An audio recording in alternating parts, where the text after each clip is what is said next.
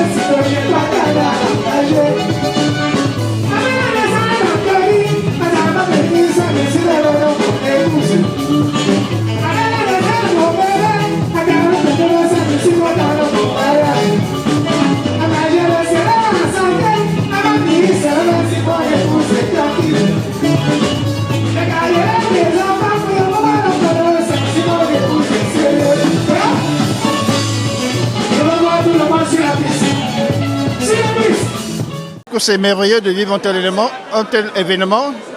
Je félicite les organisateurs, P7 et tous ceux qui ont contribué pour que cette soirée, cet événement soit une réussite totale.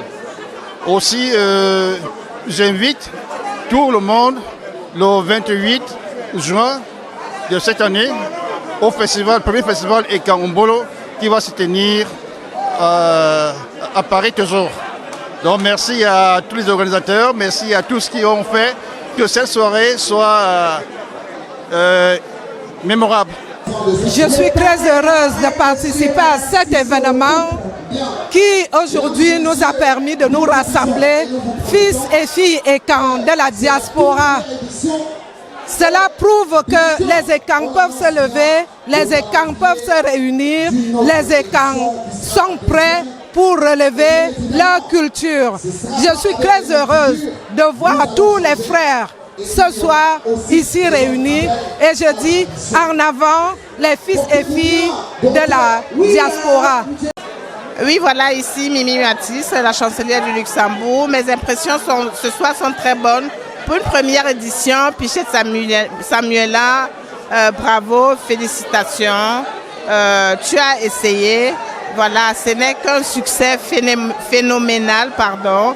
Il y a eu plein de monde. Nous nous sommes bien amusés. Bravo, félicitations et rendez-vous l'année prochaine, Pichette.